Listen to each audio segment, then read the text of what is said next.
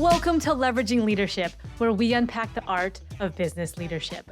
I'm your host, Emily Sander, Chief of Staff turned Executive Leadership Coach. In this series, we dive into the role of Chief of Staff, exploring how it can be a game changer and pivotal player on your leadership team. You'll get a backstage pass and learn about the different aspects of the role and what it takes to excel in it.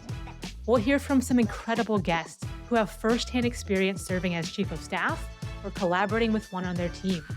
And don't forget, the Chief of Staff isn't just a title or person, it represents a leadership philosophy. Leveraging leadership is all about finding your points of greatest influence and leveraging them to better serve those around you. Virginie, how are you?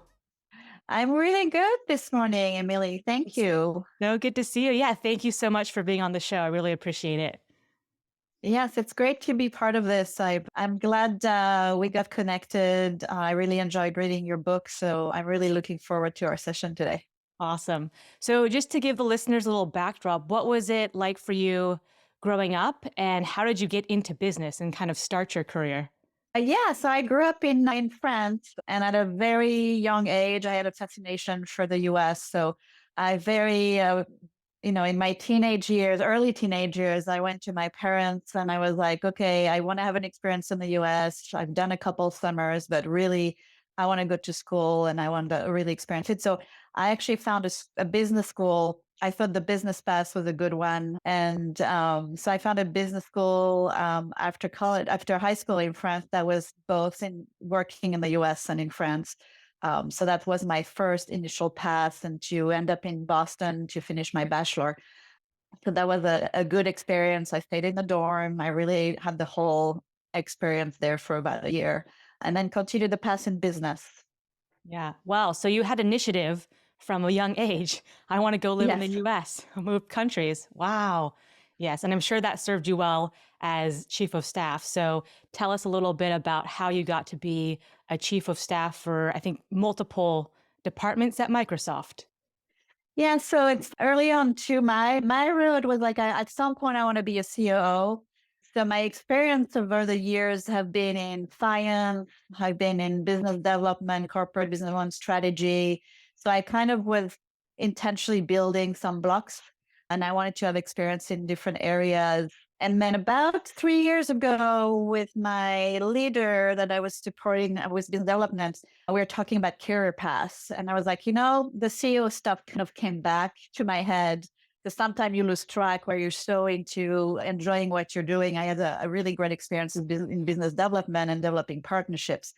But I kind of felt like I wasn't driven anymore, like I wasn't learning as much anymore.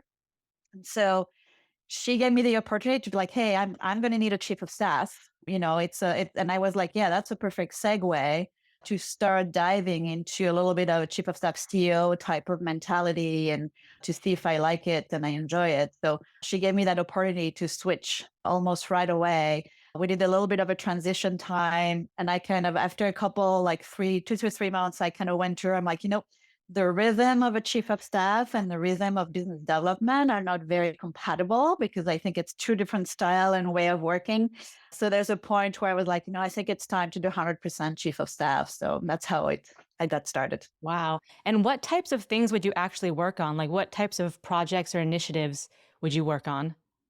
So she actually didn't have a chief of staff. So we had to establish that function for her and her team, which I love doing that. I love starting from, initiatives from scratch. So a lot of it was, establishing the rhythm of business, understanding what other groups above her and around her and kind of integrating with that rhythm and creating her own rhythm.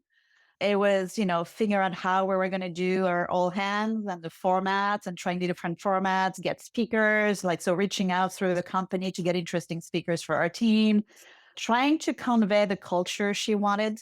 So, sometimes some of the all hands can be very dry. So how do we bring more even humor and more Yeah. camaraderie, especially at the time we were, pandemic time.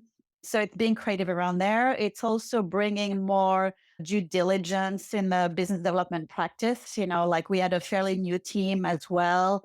So like, how do we bring them into the fold of how things gets done with Microsoft, how, we need to work with the legal team and be compliant. So there's a bunch of, just by nature of the function, processes and guidelines and training we had to perform. So it's organizing that. So there was a lot of little buckets. And how do we bring strategy together? How do we bring the team, help them brainstorm, and with our leadership team? So it's a very multifaceted, as you know, Sure, function. So it sure. was really established the little buckets depending on what was the most needed at the time, and constantly reevaluating what's the next priority, what's the next priority we need to build. Yes. And just remind me, what specific department were you involved with?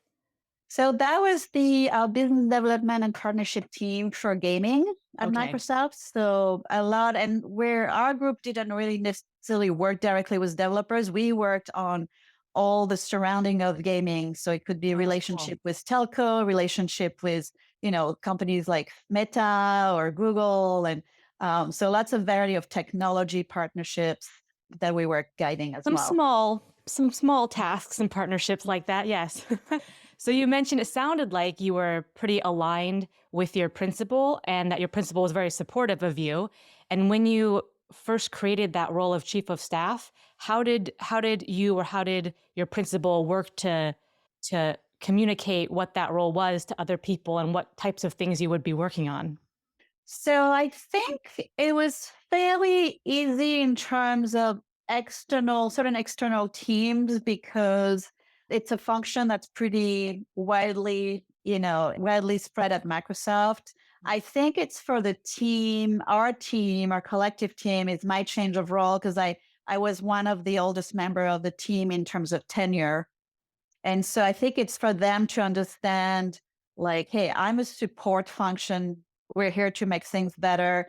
So we had the majority team was very open and, welcoming, because they're like, yes, we need this and we need your Oh, okay. support.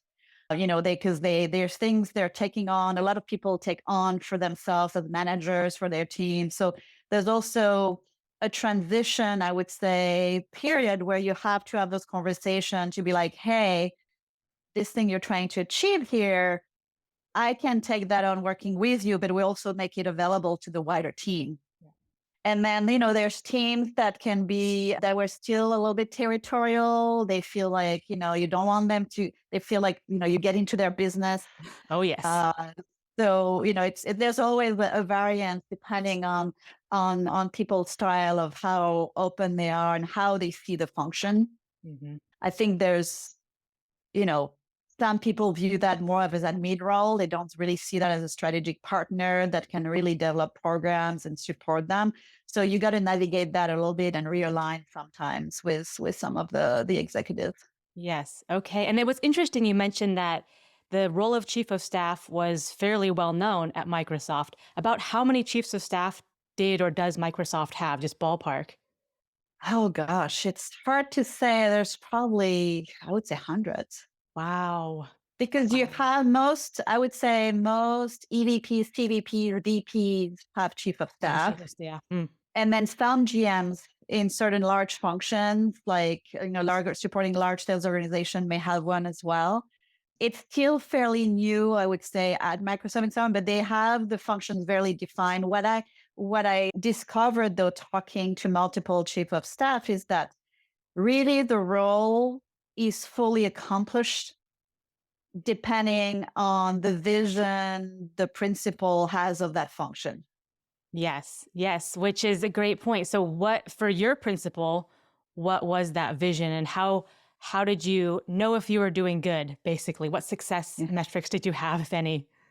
I mean, I think I was lucky because my principal was, we had good dialogue. It's not like we were talking every day necessarily, which sometimes, you have to navigate that. But we knew she knows she can rely on me. I knew when to go to her on certain things. But I think the most important for me was like, what does she need right now? And at that point, there was a fairly new team. We're integrating another team.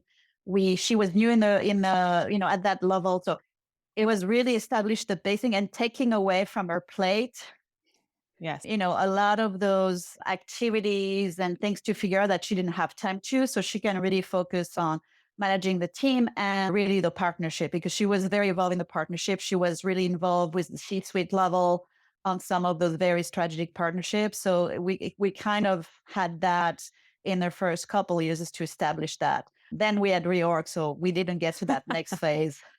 Yes, and it's actually very common. I see it a lot where you're becoming a chief of staff for someone who's moving into another role.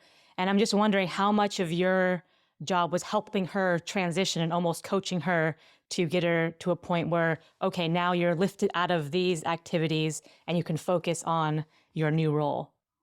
Yeah, I think from that perspective, the coaching was more actually around some of the operational constraint because she was also still fairly new to Microsoft. Okay. So I think I brought that a broader view of some like even like all the deal government what we call deals and things like that, right? Which it's tech thing. Yes, you got to obey. You kind of got to follow the rules and make sure things are done, the right way.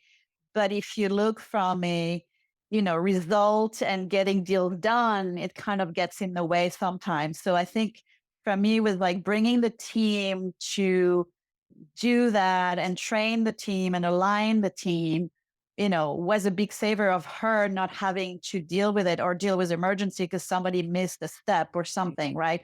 So I think from that perspective, the fact that I had been in Microsoft a long time and in a function of what our team is about was helpful for me to kind of bridge those gaps so she didn't have surprises, she wasn't blindsided, and also she would feel secure that she didn't have to worry about those things about our team.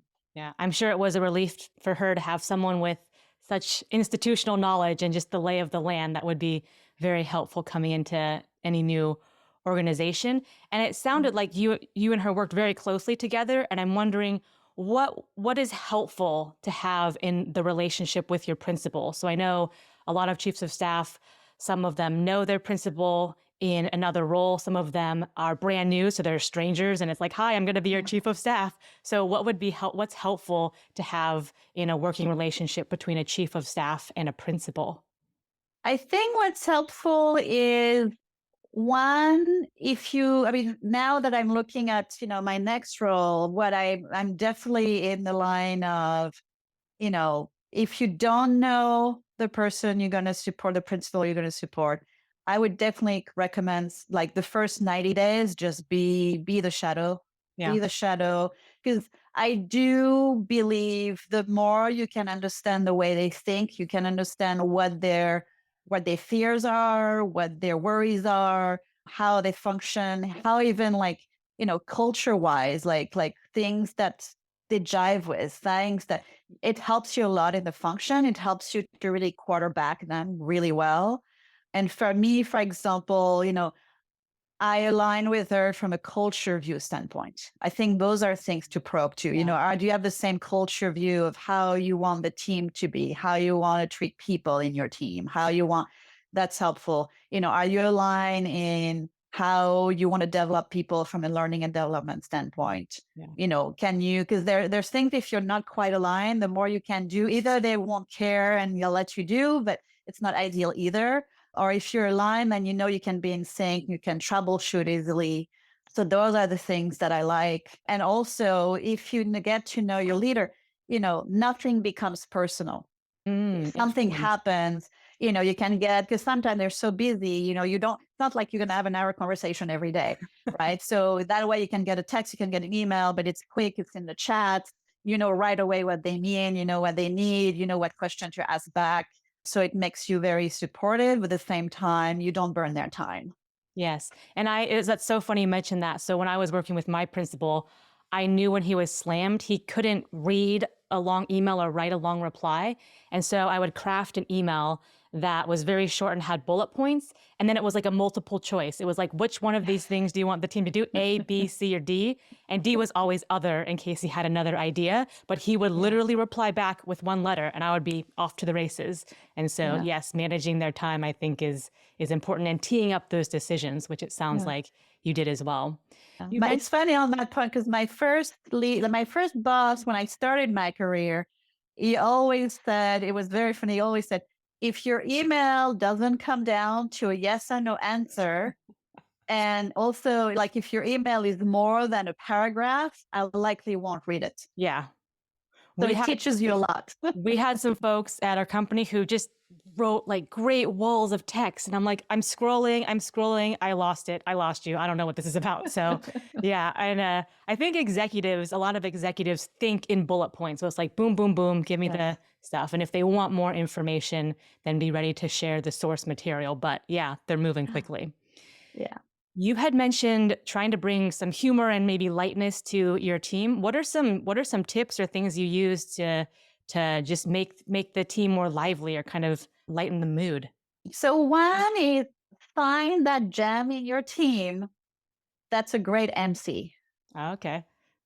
So because and sometimes it doesn't appear. You just got to start knowing people and figure out, oh, this person has has a hidden talent, right? So and involve the team. Involve the team. So for us, at some point we had found this great MC who actually happened to be working for me when I was still doing business development work. And then we gathered a team of people who didn't necessarily know each other, but were, just had joined Microsoft too. I was during pandemic, so we kind of did that to get them to know each other, but also to be like, hey, what do you want? Like make it up, right? And empower them to find things that they find funny. We also created, kind of going back to school, we're creating a book, kind of a yearbook. So everybody with different sections, everybody could share what they wanted about themselves, about hobbies That's they funny. That's like, awesome. about things like so the team started using that to kind of highlight people, and then they made a format of game shows basically. So they created game shows for every session that was for sometimes just 15 minutes, but it was very funny where people played the game of being funny or throwing weird things, and so it kind of like was also an icebreaker to bring the team together and to get to know each other more personally versus just through videos Yeah, that's a and great idea. I've never heard of that, the game show piece before. And did a lot of people get into that, or was it okay, certain people were like, "Yes, let's do this," and others were still, I'm going to sit on the sidelines," or was it just the thing that people did? So you still have people who are shyer, but they would hire. So they would try to bring people into the game show. So they had the core team organizing, what I call the production team, and then they would call in on people. They would let them know before if they would be okay with it. I think what worked is they never had the focus on people too long, and some people never got forward. But I think from some of the surveys we did, like people really enjoy those segments. So even if they were on the sideline, they laughed. So they were kind Sure. of Yes, enjoying yes. the moment. And Yeah. No, it's important to kind of bring the fun, and I knew that that was part of making the culture a good place to work, and people had social time. I am not one that naturally gravitates towards those things. So similar to you, I had to find the people who were like, "Oh, you're the fun maker. You go to this stuff naturally. You know how to make a themed holiday party yeah, or a company get together or whatever." And so I knew that I wasn't strong in that area, but it needed to get done. And so I would yes. find the gems and find the MCs and people to do that. Yeah, because it's so natural and they love doing it. So it's a great fill in the gap kind of approach. The other thing we did is also create a coffee time. Oh, And so we had every Friday morning for 15 minutes, not more. It was kind of this open thing where people join or didn't join if they had time or not. And you had sometime we were 3 people, sometime we were 10 people, and you start sharing about each other. So it's kind of getting that, filter off and icebreaker, people getting to know each other better. And you could talk anything about whether it was a news topic or somebody did a deal. Sometime we celebrated, a deal that was done, but kind of keep it light as people wanted, kind of like, hey, end of the week, bring your coffee. Let's get on the video for 15 minutes and just connect. that's awesome. That's a great idea as well. And Yeah. what would you say has been a pivotal moment or turning point in your life or in your career? And I know you had a change in earlier this year, I think.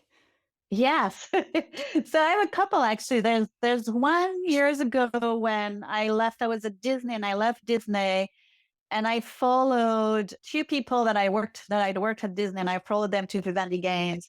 And, within 3 weeks of me starting there was a complete change of management, including the people that recruited me were gone. Well, And I didn't know anybody there, right? It's like 3 weeks, you're fresh, you still don't know what's going on. And so for me, the pivotal moment there was like, okay, what do I do? Am I going to get rid of, are they going to get rid of me because I was hired by the prior people? I'm so new, nobody knows me.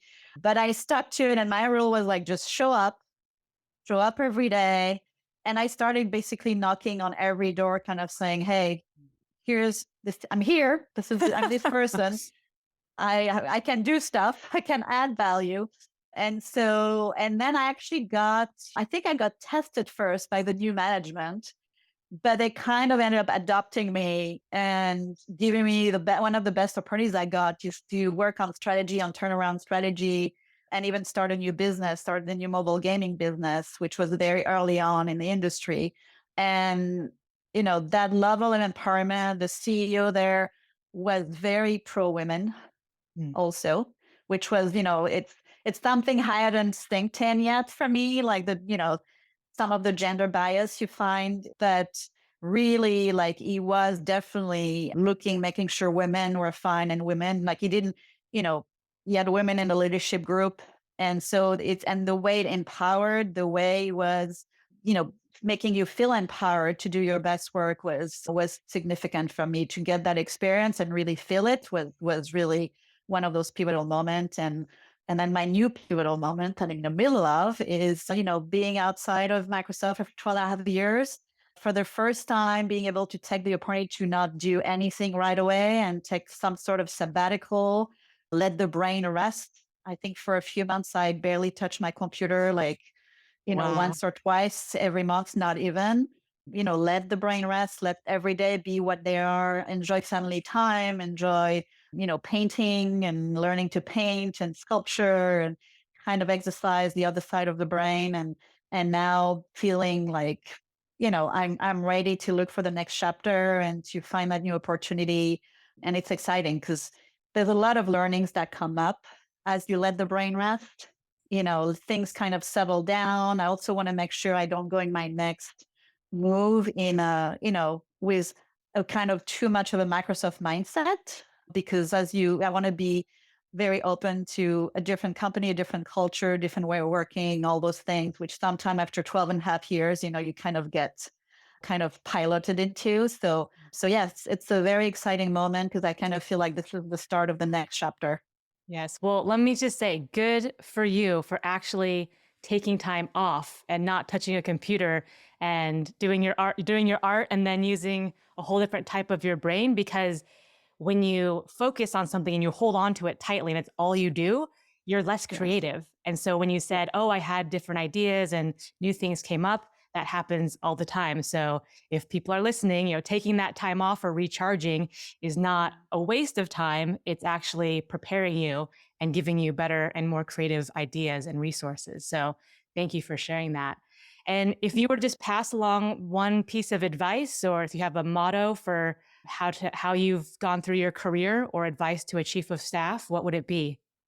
I would say be agile and open, go with the flow, especially I would say with chief of staff, where, there's so many aspects that come through with the job, and they evolve all the time depending on the needs of your principal, or depending on where the business is at. Be open, keep an eye, be agile, don't get stuck. Be open and agile. There we go. Virginie, thank you so much for being on. It was an awesome conversation, and it was a pleasure speaking with you. So thank you very much for sharing your nuggets of wisdom and experience. Well, thank you, Emily, for the opportunity. I really enjoyed this conversation, and I hope to see you soon.